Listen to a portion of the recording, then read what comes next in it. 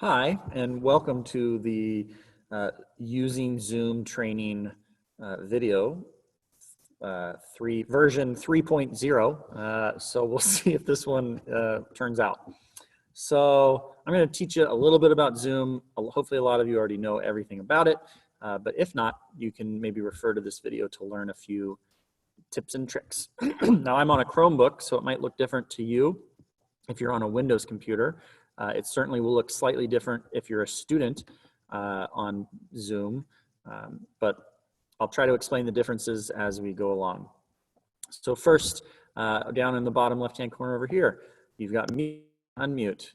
You got stop video and start video. Security, you can bypass. The next one is manage participants. That brings up the list of your kids.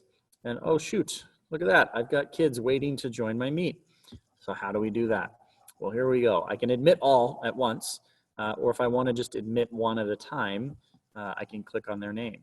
So Antonio McNeil here is my student teacher.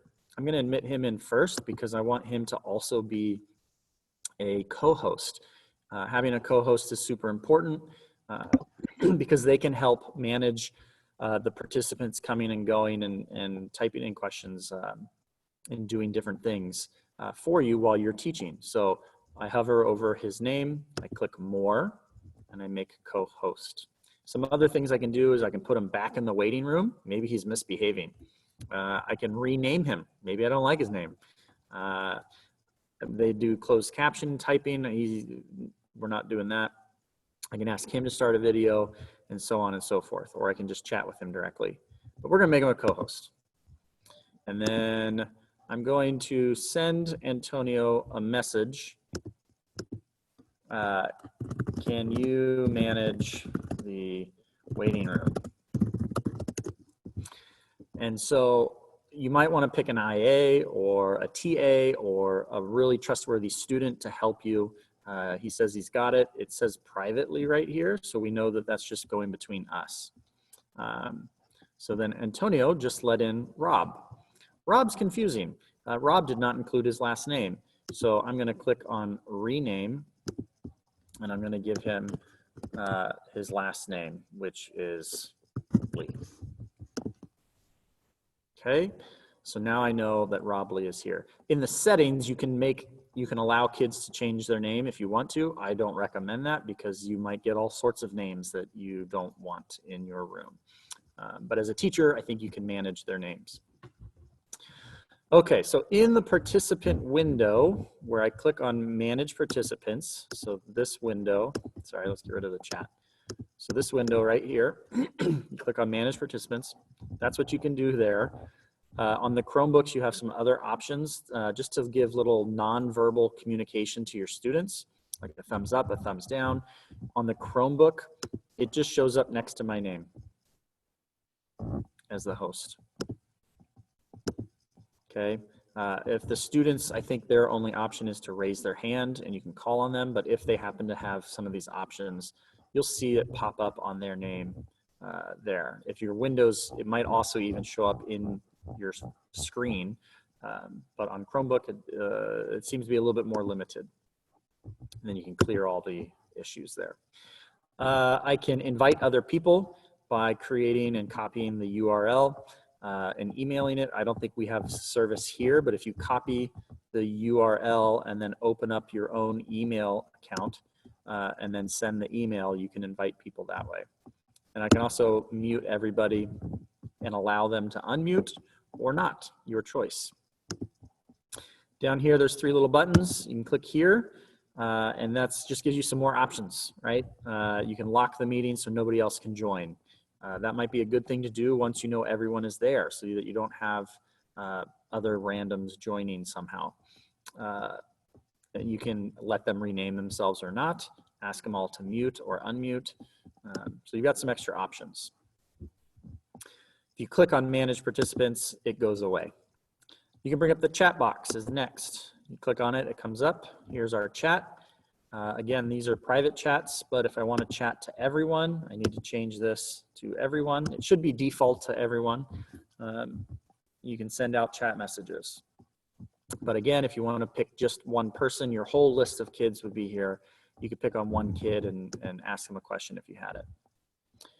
Another thing you can do is click on the 3 dots, and this is what it looks like on Chromebook users.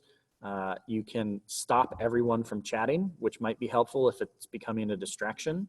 And you can make it so that only the host can chat, or you can leave it open to everyone.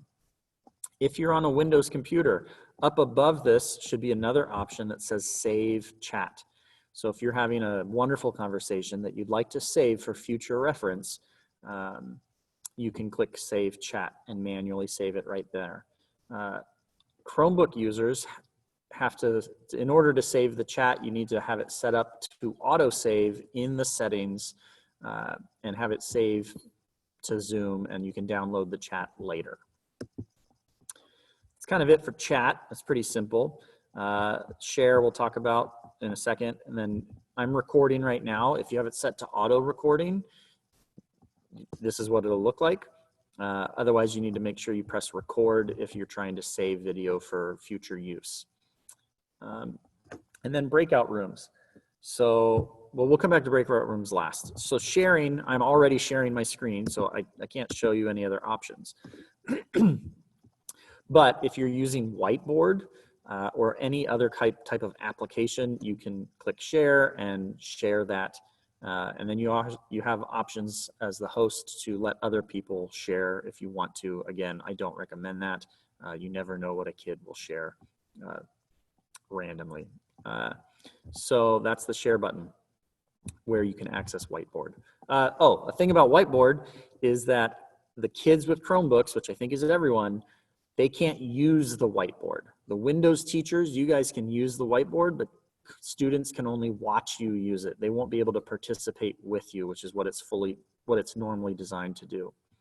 If you have a Chromebook teacher, like at EHS, you just don't get whiteboard. It's not a thing, but there's other websites like maybe Jamboard that are workarounds. Okay, next, breakout rooms. You click on this. It opens up options. In Chromebook, you have limited options. You can manually assign, automatically assign. You can choose the number of rooms you want and how many participants per room.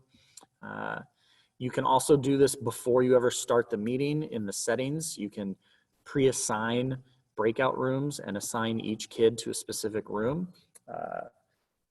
And that's done in the video settings when you're creating the meet. But if you haven't done that, no problem, you can do it on the fly. You create rooms. I've got 6 rooms.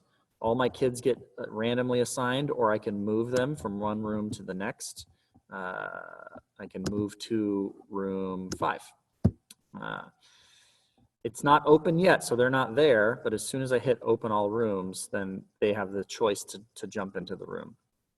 If you use Windows, right here, there should be another option that says options, and it allows you to pick how long you want the breakout room to last and how many seconds you want to give them once you end it. It gives them like an overtime, like gives them a few extra seconds to finish their conversation. We all experienced that with our professional development last week. But if you're on Chromebook, you don't get those choices. You just go into breakout rooms forever until the teacher brings you back. And then at the end of the breakout room session, when the teacher hits, it's done, close rooms, which is what I would have to do, it gives them 1 minute to come back. So Antonio's in his room. Rob has not joined, so I might message Rob and say, hey, how come you're not in the meeting? Oh, sorry, I didn't know what I was doing. Oh, there he goes. He's now in the meeting. I want to send a message to everybody, like prompt number 1, what color is the sky?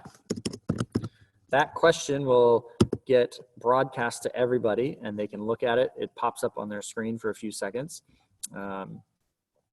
And then they can keep talking. If you're on Chromebook and you're like, you want to give them a 2-minute heads up and say 2 minutes remaining, broadcast. They now know they have 2 minutes remaining.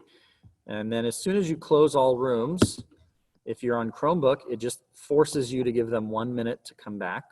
If you're on Windows, it's whatever you set it at, maybe 10 seconds, 15 seconds, maybe you set it for a minute. They're finishing their conversations. They can either leave immediately or they can finish their conversations. So it looks like Rob Lee and Antonio have come back. I can close this. And if I can't see them, it's because I need to click on Manage Participants. Oh, there they are. Now, something that everyone needs to know that's important about students in Chromebook and breakout rooms is that the chat does not save for the kids when they go into a breakout room, if they're on a Chromebook. Same with teachers. So if you go into a breakout room, you lose the whole chat and it doesn't come back. You can chat new messages, but all the old messages, if you posted links to things, all of that has to get reposted when they come back to the main session. If you're on Windows, however, it's saved and you just carry on like normal. So my chat is still there because I didn't go into a breakout room, but if I had gone to a breakout room, all of this would be blank. So that's something you should keep note of. Kids might be asking for you to repost things. A couple of final things about using Zoom. We talked about the whiteboard. The virtual background, if you have Windows, you can create a virtual background. If you don't have Windows, there's no virtual backgrounds. And then polling. Polling's important, can be important, can be a fun, useful tool. In Chromebook, you can't use it. It's not option. It's not an option. If you're on Windows, you can create a poll within Zoom as long as it was a scheduled meeting. You can create a poll. The poll, it says poll down here somewhere. You click on that, you can create and ask questions and have the students answer them. And then it'll keep track and save the poll for you so that you can look at the data later.